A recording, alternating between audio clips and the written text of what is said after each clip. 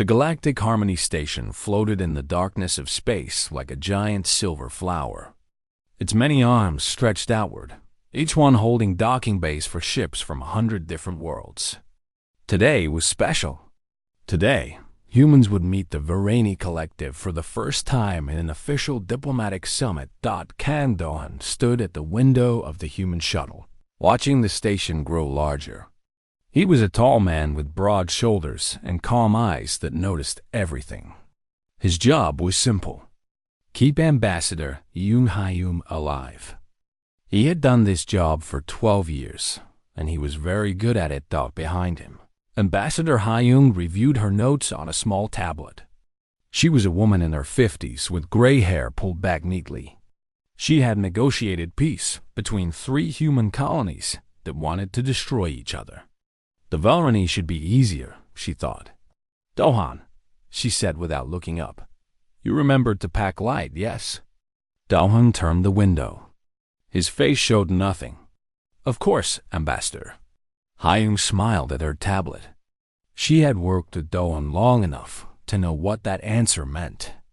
The Varani are peaceful. Their station has very strict rules about weapons. I read the briefing, Dohan said. All 40 pages? Twice. The shuttle shook gently as it connected to the station's docking arm. Dohan moved to stand beside the ambassador, his eyes already scanning the airlock door. Old habits. Dangerous habits, some people said. But those people had never been shot at during a peace conference on Titan. The airlock opened with a soft hiss. On the other side stood a group of aliens that made Dohan's hand twitch toward his hip. The Varani were tall, almost 2 meters, with bodies like insects. They had 4 arms, 2 legs, and heads covered in compound eyes that sparkled like black diamonds. Their skin was a deep purple, and they wore flowing white robes that seemed to glow. At the front stood the largest Varani. His chest was decorated with golden symbols that marked him as important. Welcome to Galactic Harmony Station, the large Varani said. His voice was surprisingly soft, like wind through leaves. I am Chief Security Officer Telvan. I will process your arrival. Ambassador Hyung stepped forward with a warm smile. Thank you, Chief Telvan. I am Ambassador Yoon Hyun, and this is my security specialist, Kang Dohan. We are honored to be here. Telvan's compound eyes shifted to Dohan. The human felt like 1,000 cameras were studying him at once. Security specialist, Telvan repeated. Yes, we have a standard procedure for such individuals. Please follow me to the security checkpoint. They walked through clean white corridors. Everything on the station was smooth and curved, with no sharp corners anywhere. Dohan noted the exits, the camera positions, the places where someone could hide. The Varani walking beside him noticed his wandering eyes. I am Mora, she said. She was smaller than Telvan, with lighter purple skin. I am assigned as your liaison during the summit. Is something wrong? You seem alert. Just looking, Dohan said. Looking for what? Anything. Mora's antennae twitched. She had studied human files before this meeting, but the files had not prepared her for this. The human moved like water, flowing and smooth, but also like a predator watching for prey. It was unsettling. They reached the security checkpoint. It was a large room with white walls and a long counter. Behind the counter, several Varani officers operated scanning equipment. Above the counter, a sign displayed words in 12 languages. In English, it read, all weapons must be surrendered. Telva and moved behind the counter and placed a large metal container on top. Standard procedure, he announced. All visitors must surrender any weapons before entering the main station. This is for the safety of all delegates. Please place your weapons in the container. Ambassador Hyung stepped aside, gesturing to Dawn. He handles that department. Dawn sighed. It was a very small sigh, barely a breath, but Hyung caught it. She hid her smile behind her hand. Of course, Dohan said. He reached into his jacket and pulled out a standard pistol. He placed it in the container with a soft thunk. Telva and nodded. Thank you. You may proceed to... Dohan reached behind his back and pulled out another pistol. This one was smaller, compact. He placed it next to the first one. Telvan's antennae rose slightly. I see. Is that all? Dohan reached down to his ankle and removed a knife from a hidden sheath. Then he reached to his other ankle and removed a second knife. Both went into the container. The Verani officers exchanged glances. Mora leaned forward, her compound eyes wide. Dohan unclipped something from his belt. A third pistol, this one no bigger than his palm. Into the container. Then he reached into his left sleeve and pulled out a thin blade, almost like a needle. Into the container. Human, Telvan said, his soft voice now carrying an edge. How many weapons are you carrying? Dohan paused. He seemed to think about the question seriously. I am not certain, he admitted.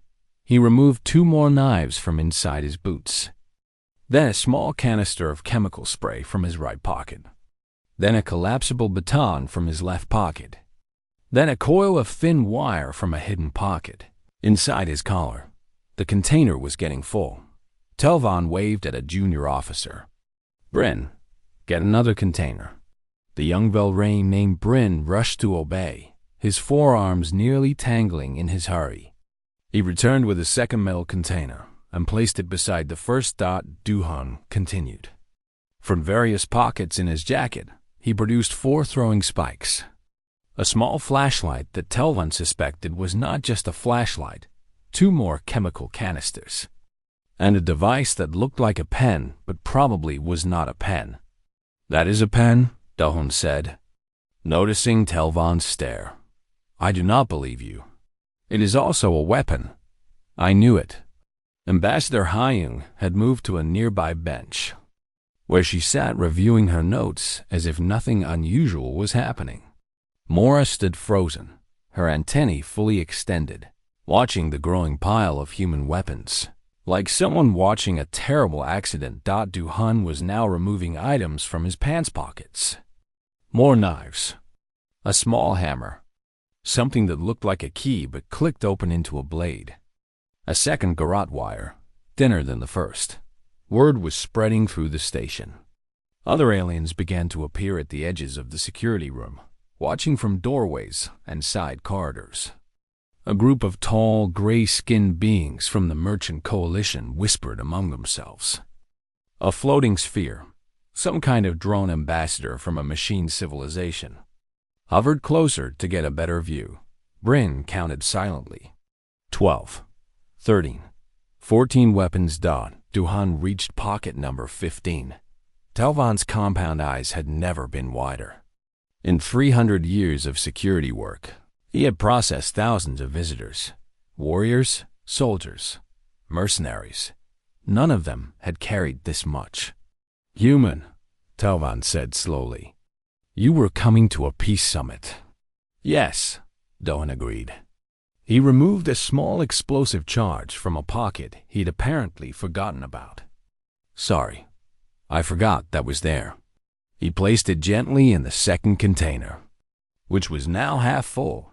Telvan looked at the explosive, then at Dohan, then at Ambassador Hyung, who had not looked up from her tablet once. You forgot, Telvan repeated, that you were carrying an explosive device. It is a small one, Dohan said, as if this made it better. Behind the ambassador, another human appeared from the shuttle corridor. She was younger than Dohan, with short black hair and an easy smile. Her name tag read Pak Yoonji. Are we almost done? Yoonji asked cheerfully. I still need to go through security. Telvan looked at her. Then he looked at Dohan, who was reaching into pocket number 16. Then, for the first time in his very long career, Chief Security Officer Telvan felt something he had never felt before: fear. The security checkpoint of Galactic Harmony Station had become the most popular place on the entire station. Aliens of every shape and size crowded the doorways, pressed against windows, and climbed over each other to watch the human empty his pockets. Kang. Dohan had reached pocket number 23. The 2 metal containers were full. Junior Officer Bryn had brought a 3rd container, and it was already half full. His forearms trembled slightly as he arranged the weapons into neat rows, trying to make more space. "What is this?" Bryn asked, holding up a small silver cylinder. "Flash grenade," Dohan said. "Non-lethal, mostly." Bryn placed it very carefully into the container. Chief Security Officer Telvan had stopped speaking. He simply stood behind the counter, his compound eyes fixed on the human, his antennae flat against his head. In Vilreni body language, this meant extreme stress. Mora, the diplomatic liaison, had pulled out a recording device. She was documenting everything. Future generations needed to see this, she decided. They would not believe it otherwise. Dohan removed a knife from inside his belt. Not attached to his belt. Inside it. The belt itself had a hidden compartment. He placed the knife in the container and continued to his pants. "May the first ask a question?" Mora said. "Yes. Why?" Dohan paused with his hand in pocket 24. He seemed to consider the question. "Why what? Why do you carry so many weapons? You are attending a peace summit. The station is safe.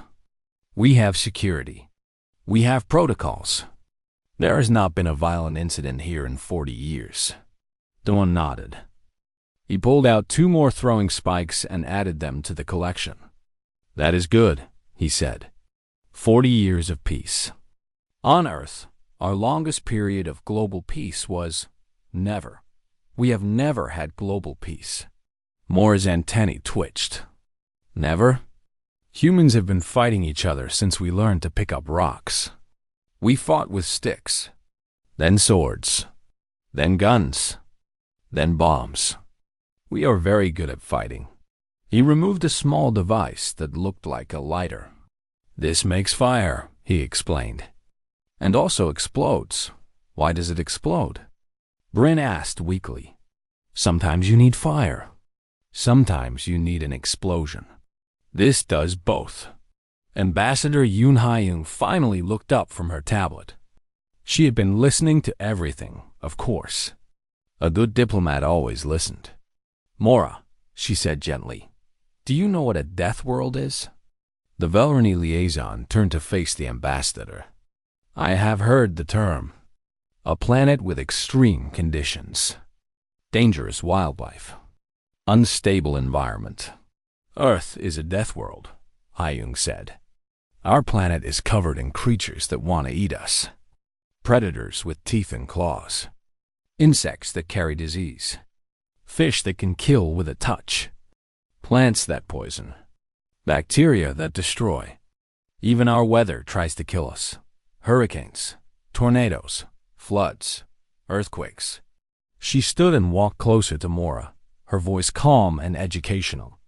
"Humans evolved in this environment. We survived because we learned to prepare for danger. We learned that something is always trying to kill us, because on Earth, something usually is." Dohan had reached pocket 28. He removed a small hammer, a coil of rope that was actually made of cutting wire, and 3 more chemical canisters. "Your security specialist," Telvan finally spoke. His voice strained, "is not carrying weapons. He's carrying an armory." "Dohan is very good at his job," Hyung agreed.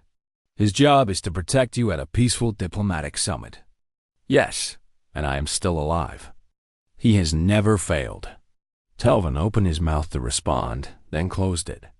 He had no argument against that logic. The crowd at the doorways had grown. A group of Palkrani, the reptilian species that helped run the station, had pushed their way to the front.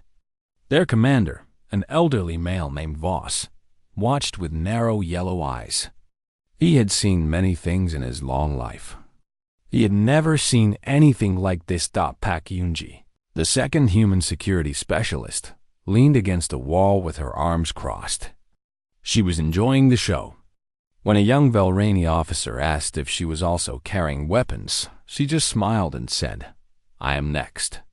The officer looked like he might faint. Duhan reached pocket 31. He removed a small box, opened it, and revealed a set of tiny needles. "Poison darts," he explained. "The poison causes sleep, not death. Usually." "Usually?" Bryn repeated. "Some species react differently. I have not tested it on Velrani." "Please do not test it on Velrani. I was not planning to." Mora had filled 3 pages of notes. She kept writing, her hand moving fast. "Human preparation for danger," she muttered to herself. "Based on evolutionary history. Death world, psychology. Fascinating." Dohan reached pocket 35. The third container was full. Bryn looked around desperately and grabbed a large crate that had been used for shipping supplies. He dumped out the supplies and pushed the crate toward the counter. "This is not normal," Telvan said. "This cannot be normal. Surely not all humans carry this many weapons." Ambassador Hyung tilted her head thoughtfully.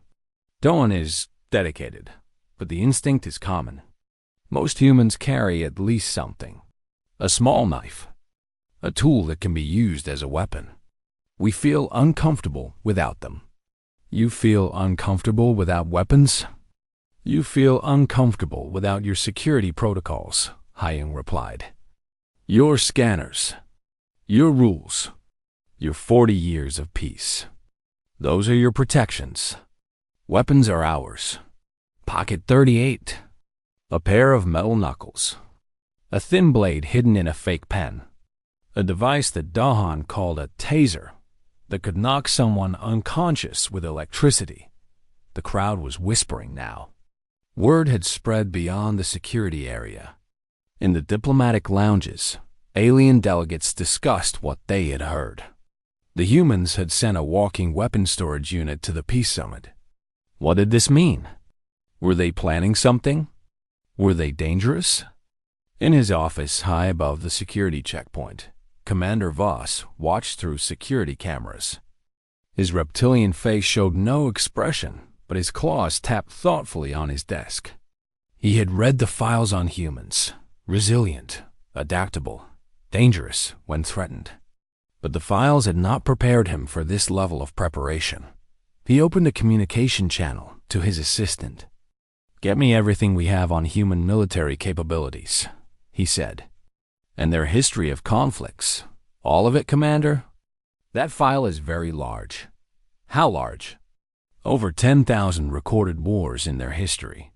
Major conflicts only. It does not include smaller fights." Voss was quiet for a long moment. "Just a summary, then." Back at the checkpoint, Doan had reached pocket 42. The crate was filling up. He removed a medical kit that contained scalpels, needles, and various chemicals that could heal or harm, depending on use. "Medical supplies?" Telvan asked hopefully. "Mostly. The scalpels are also good for cutting throats." Telvan's hope died. Pocket 45, 46, 40-7. Duhan paused. He patted his jacket, his pants, his boots. He seemed to be checking for anything he might have missed. The entire room held its breath. Every alien eye, compound or otherwise, was fixed on the human. "I think that is everything from the pockets," Dohan said. Telvan felt relief wash over him. "Finally. Thank you. You may now, but there are still the hidden compartments." The relief vanished. "The what?" Dohan reached up to his collar and pressed a hidden button. A small panel opened, revealing a tiny pistol no bigger than 2 fingers. He removed it and placed it in the crate. Then he sat down on a bench and began removing his boots. Inside each boot, hidden under fake insoles, were 2 more knives and a set of lockpicks that ended in sharp points. Then he reached into his mouth and removed something. Telvan leaned forward. It was a tooth. A fake tooth. And inside the fake tooth was a tiny blade, no bigger than a fingernail, coated in something that smelled like chemicals. Poison? Mora asked, fascinated. Paralytic agent. 30 seconds of contact, and the target cannot move. The effect lasts 6 hours. He placed the tooth blade in the crate. Bryn counted everything. 49 items. 5050-1.EUNG pushed off from the wall and walked toward the counter. She was still smiling. My turn? She asked .TELVA and looked at her. Then he looked at the crate full of weapons. Then he looked at Dohan, who was now putting his boot back on and still somehow looked dangerous despite having no weapons at all. How many? Telvan asked slowly. Are you carrying? Yunji's smile widened. I travel light. Only about 30. In his office, Commander Voss made a decision. He opened a channel to the diplomatic council. The human delegation has arrived, he reported. They are not what we expected. I recommend we watch them very carefully. He paused, watching the security feed as Yunji began her own weapon removal. But perhaps, he added thoughtfully, we should also learn from them. They may know something about survival that we have forgotten. The security checkpoint had become a museum of human violence. 3 metal containers sat on the counter. 1 large shipping crate sat on the floor. A second shipping crate had been brought in and was now being filled. Weapons covered every surface. Pistols, knives, explosives, chemicals, wires, blades, and devices that the Varani could not identify but assumed were dangerous. Pack. Yunji had finished adding her 31 weapons to the collection. She stood next to Kandoan, both of them now weaponless, watching the alien crowd with patient expressions. Chief Security Officer Telvan had not moved in several minutes. He stood behind the counter, staring at the weapons, his compound eyes reflecting hundreds of sharp edges and metal surfaces. His mind was trying to process what he had witnessed. It was failing. 82 weapons, Junior Officer Bryn announced. His voice was hollow, like someone who had seen too much. Combined total, 82 weapons. 2 humans. Ambassador Yoon Hyung rose from her bench and approached the counter. She walked past the crates without looking at them, as if they contained office supplies instead of enough weapons to start a small war. Thank you for your patience, Chief Telvan, she said warmly. I believe we are ready to proceed to the summit now? Telvan's antennae twitched. Ambassador, your security specialists carried 82 weapons to a peace conference. Yes, your male specialist forgot he was carrying an explosive device. Doan is very thorough. Sometimes he loses track. Loses track? He has a lot of pockets. Telvan felt his grip on reality slipping. He had trained for decades.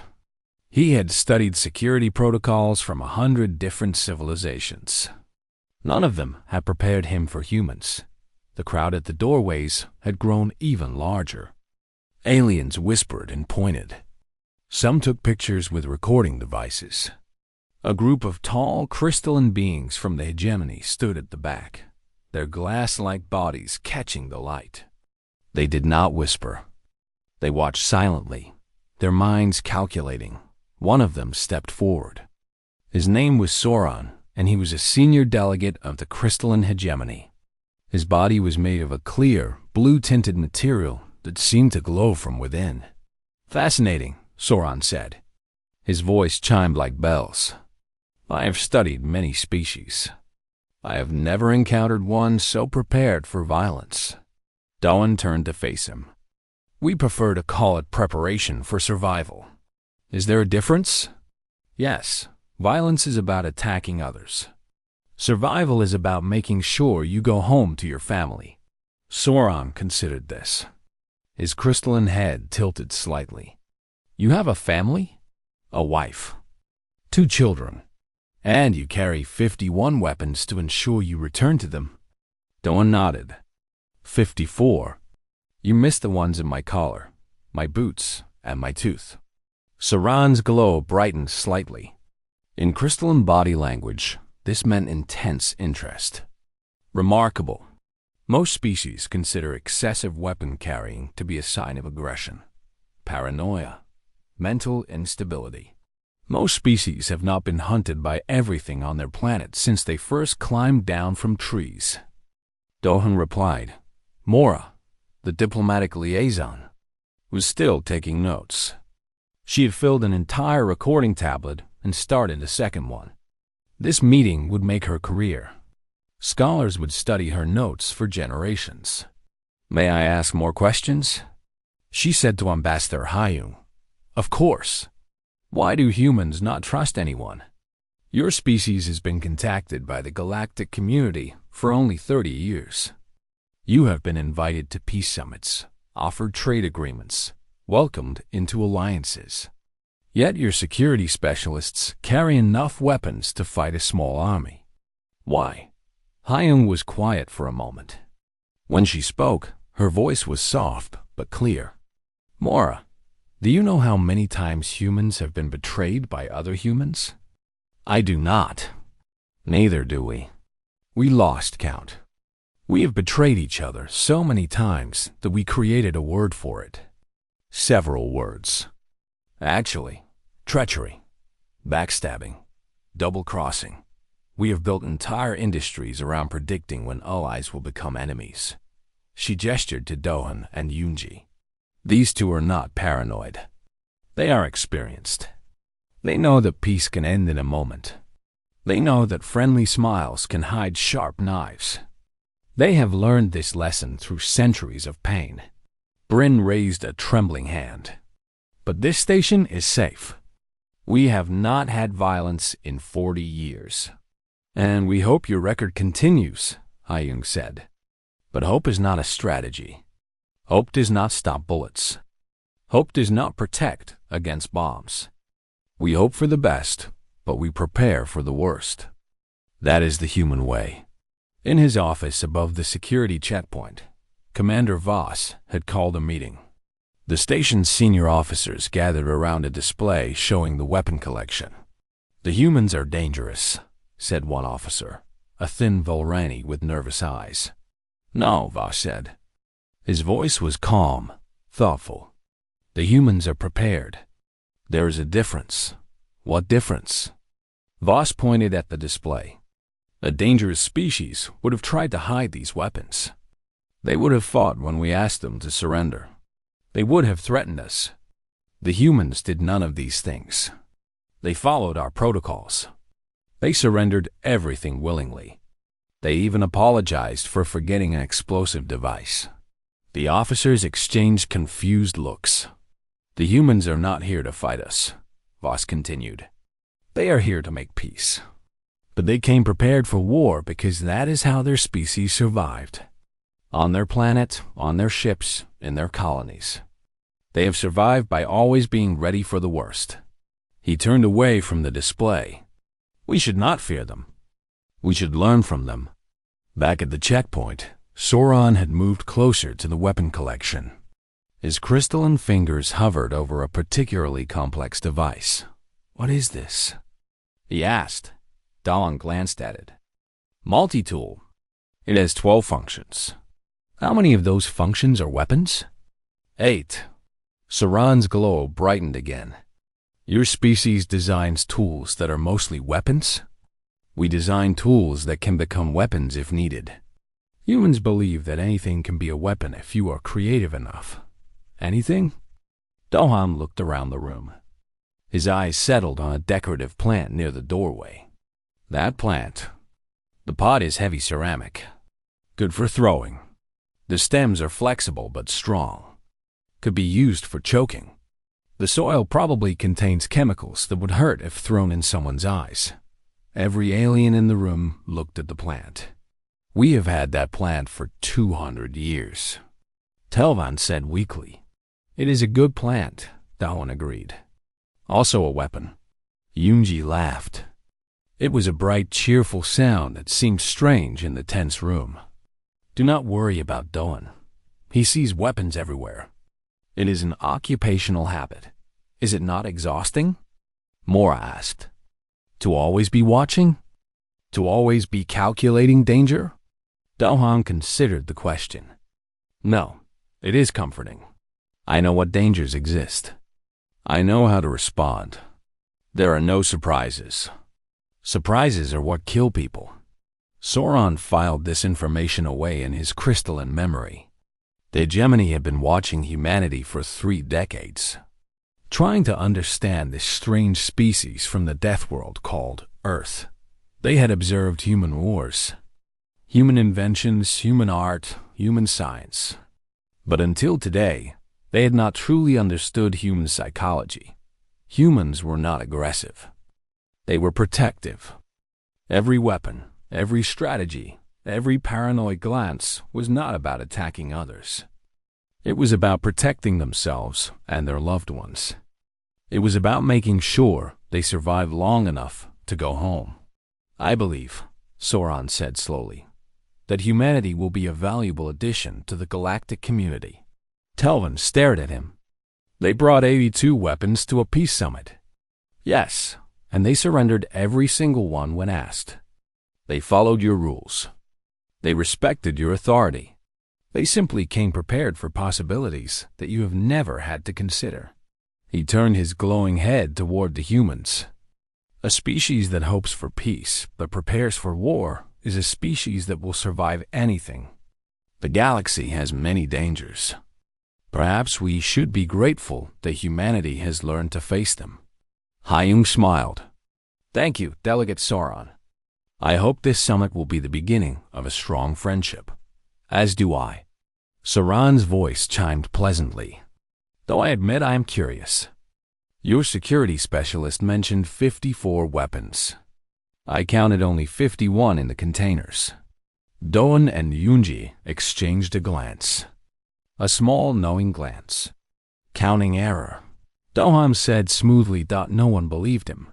But as the human delegation finally moved toward the diplomatic wing, every alien in that room made a mental note. Never trust a human count. They always have more. The summit chamber was a beautiful room. Curved walls of white stone rose to a ceiling painted with stars from 100 different worlds. A round table sat in the center, large enough to hold delegates from 12 different species. Soft blue light filtered through crystalline panels, creating an atmosphere of calm and peace. Kang Do-hwan hated it. The room had only 2 exits. The windows were made of reinforced glass that would take too long to break.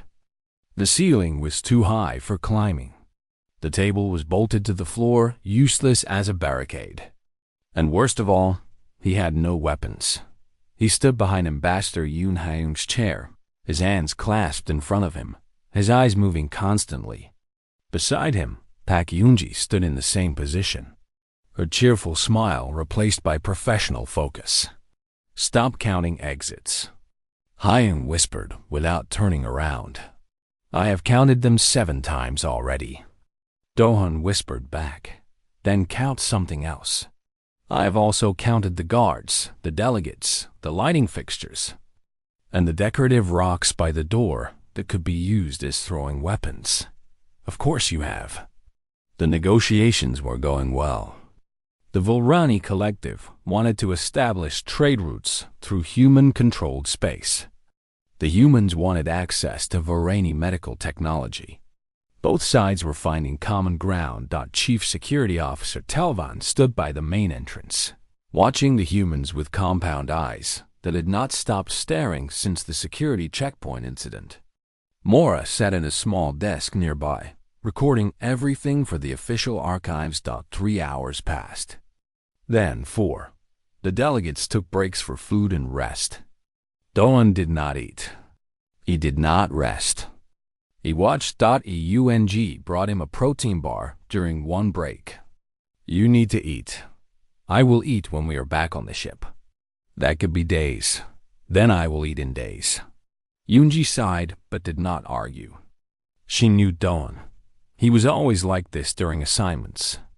Maximum focus. Minimum distraction. It was why he was the best in the business. It was also why he had survived 12 assassination attempts on various ambassadors. The fifth hour of negotiations began. Ambassador Hyung was presenting a proposal for a joint research station when the first alarm sounded. The sound was sharp and piercing. Red lights flashed along the walls. Every alien in the room froze.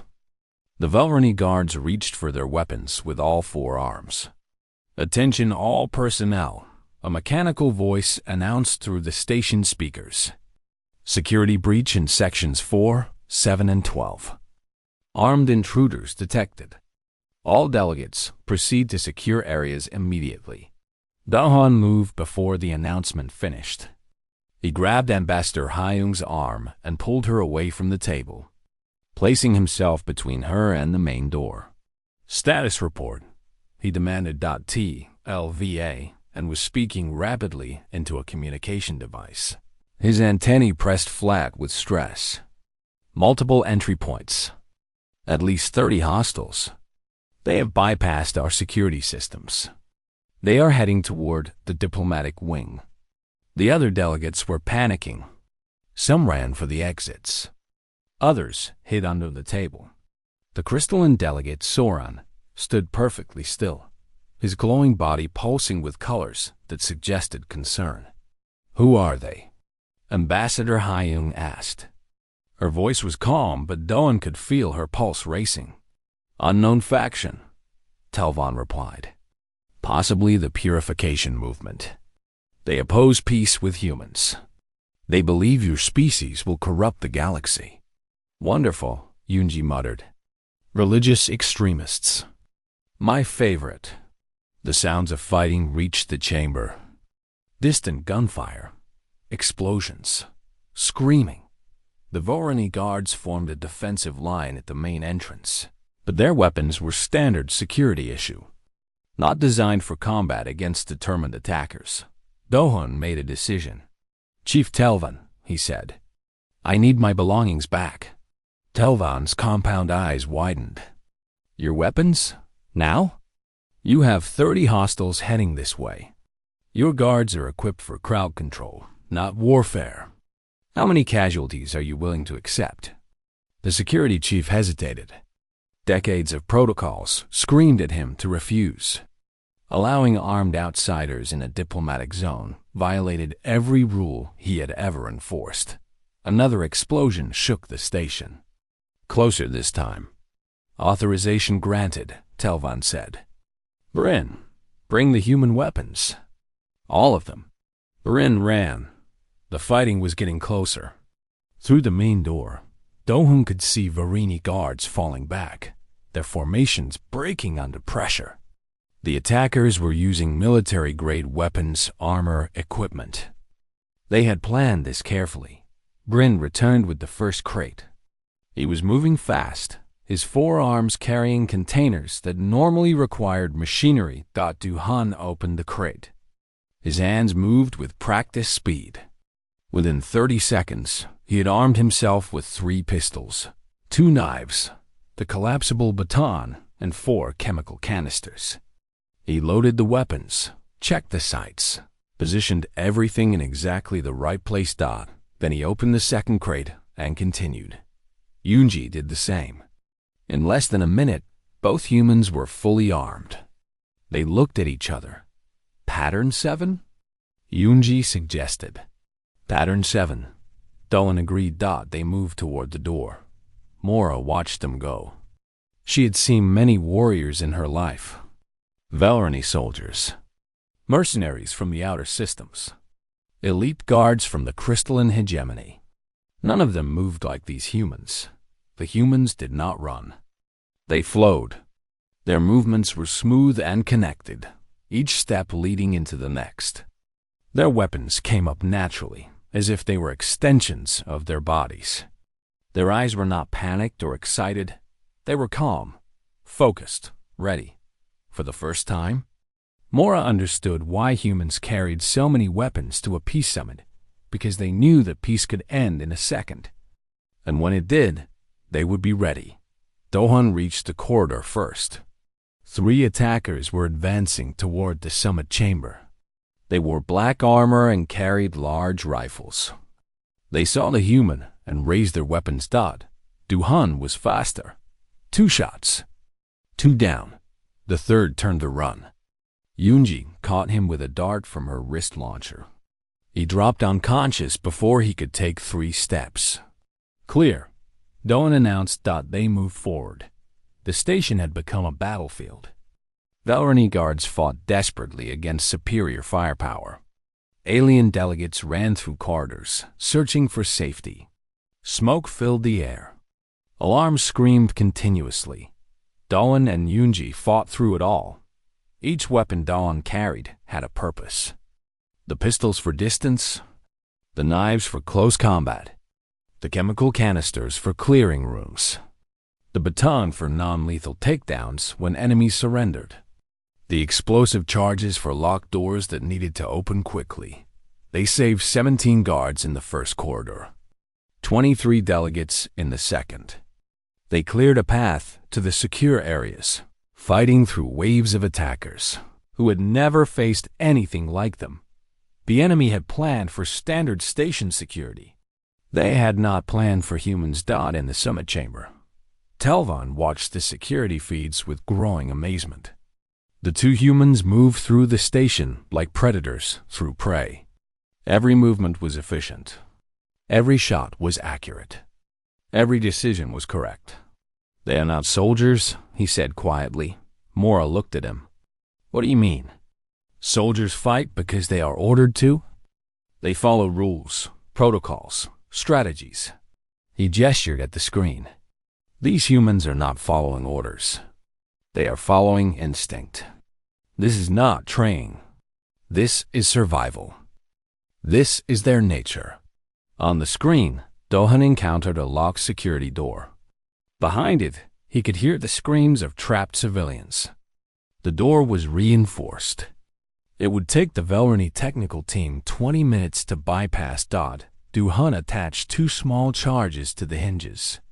5 seconds later, the door fell. The civilians inside stared at him with a mixture of fear and hope. "Come with me," Dohan said. "Stay behind me. Move when I move. Stop when I stop." They followed. They did not question. Something in his voice made obedience automatic. By the time he reached the secure areas, the group had grown to 47 civilians. He handed them off to waiting guards and turned back toward the fighting. "Dohan," Ambassador Hyung's voice came through his earpiece. "The attackers have been pushed back. Station security has regained control. Understood. You can stop now." Dohan paused in the corridor. Around him, the evidence of his passage was clear. Unconscious attackers. Damaged walls. Saved lives. "Yes, Ambassador," he said. He lowered his weapons. But he did not put them away. Not yet. In his experience, it was never truly over until you were safely home. And home was still very far away. The battle was over. Galactic Harmony Station was quiet again, though the quiet felt different now. It was the silence of recovery, of shock, of a community trying to understand what had happened. 32 attackers had infiltrated the station. 28 had been captured or killed. The remaining 4 had escaped in a shuttle before security could respond. 13 station personnel had been injured. 3 were in critical condition. But thanks to the human response, no one had died. No one in 400 years of galactic record keeping. This was the first time an attack of this size had resulted in 0 deaths on the defending side. Kang Dohan sat in the medical bay, allowing a Velrani doctor to examine a wound on his arm. A piece of debris had cut through his sleeve during the fighting. He had not noticed until the battle ended. "You did not feel this?" the doctor asked, applying a healing compound. "I was busy." "It is deep. It will leave a scar." "Good. I collect scars." The doctor's antennae twitched in confusion. But she continued her work without comment. Pak Eunji entered the medical bay with 2 cups of something hot. She handed one to Dawn. Station coffee. It tastes like engine fluid, but it has energy in it. Thank you. She sat beside him, sipping her own cup. Final count was 54 weapons for you. 31 for me. Combined total 85. The station records say 82. They missed the ring blade. They missed mine too. Yoonji held up her hand, showing a thin ring on her finger. A tiny blade was hidden inside, barely visible. Wedding gift from my husband? He has one just like it. Dawn smiled. It was a rare expression on his serious face. My wife gave me mine as well. Humans, Yoonji said, shaking her head. We give each other weapons as love gifts, because we understand. Weapons mean survival. Survival means coming home. The greatest gift you can give someone you love is the ability to return to them. The door opened. Chief Security Officer Telvan entered, followed by Mora and Commander Voss. They approached the humans with expressions that mixed gratitude with lingering shock. Specialist Kang, Telvan said formally. On behalf of Galactic Harmony Station, I extend our deepest thanks. Your actions today saved many lives. Dawn nodded. I was doing my job. Your job was to protect Ambassador Hyung. You protected the entire station. One thing led to another. Telvan stood awkwardly for a moment. Then he did something unexpected. He bowed. The gesture was deep and sincere, his antennae touching his chest in the traditional Valrani sign of ultimate respect. I owe you an apology, he said. At the security checkpoint, I thought you were dangerous. I thought your weapons were a threat.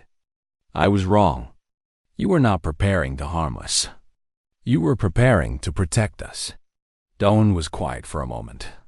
Then he stood, facing Telvan directly. You were not wrong. Weapons are dangerous. Humans are dangerous. We come from a world that taught us to fight, to survive, to never stop preparing for the worst. This is who we are. He paused, choosing his next words carefully. But dangerous does not mean evil. We do not carry weapons because we want to hurt others. We carry them because we want to protect what matters to us. Today, this station mattered. The people here mattered. So we fought. Mora had her recording device active. She would not miss a single word of this. May I ask you something, Specialist Kang? Yes. At the security checkpoint, when Delegate Soran counted your weapons and you said there was a counting error.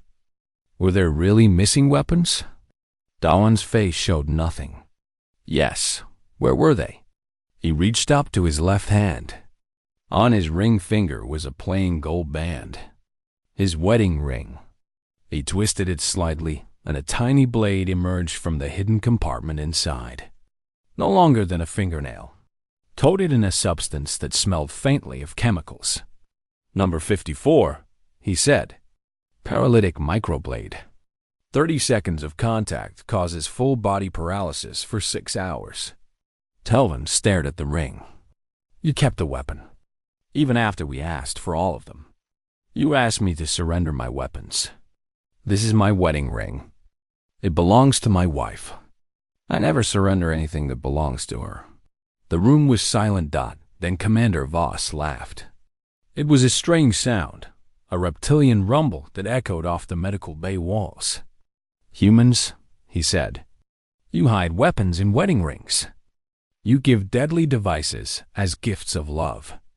You prepare for war at peace summits. You are the strangest species we have ever encountered. We prefer the term unique, Yoonji said. That too. Voss approached Dawn with an extended claw. The human took it, shaking firmly. I have a proposal. The station's security protocols have failed. Our guards were not prepared for this level of threat. I would like to hire human consultants to redesign our systems. If you are interested. Dawn looked at Yoonji. She shrugged. Better than the ambassador's expense reports. I will discuss it with Ambassador Hyung. They found the ambassador in the diplomatic lounge, surrounded by grateful delegates. The Varani were offering expanded trade agreements. The crystalline hegemony was proposing a formal alliance. Other species were lining up to express their thanks and interest in future cooperation. Hyung excused herself when she saw her security specialists approaching. She walked toward them with a tired but genuine smile. "Well done," she said simply. "Thank you, Ambassador. How many weapons did you actually have?"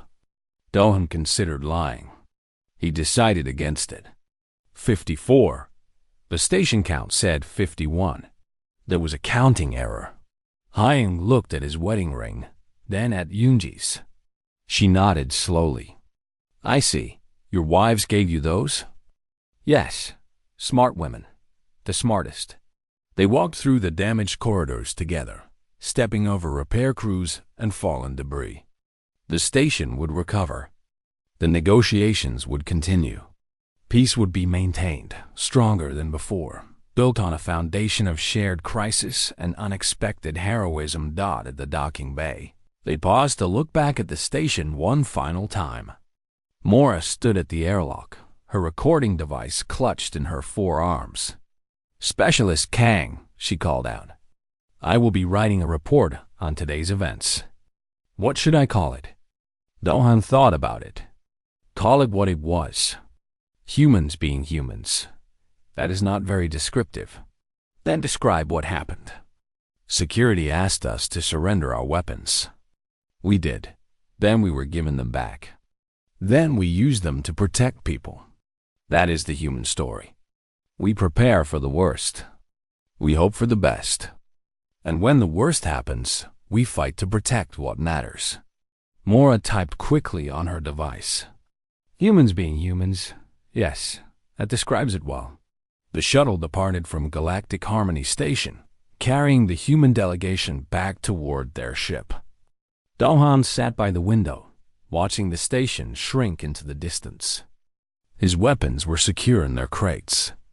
His ring was on his finger. Yoonji sat down beside him. "What are you thinking about?" "Home, my wife. My children. We will be there in 2 days." "I know."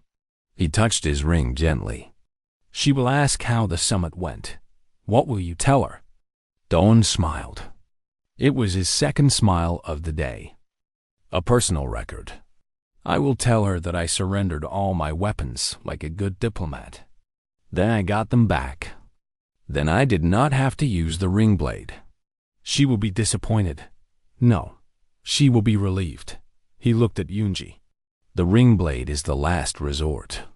If I use it, it means everything else has failed. It means I am out of options. It means I might not come home." Yoonji nodded. She understood. They all understood. Humans prepared for war because they loved peace. They carried weapons because they valued life. They expected betrayal because they cherished trust.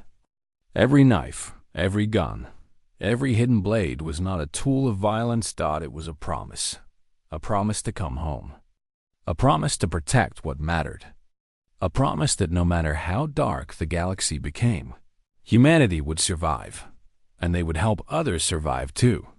That was the human way.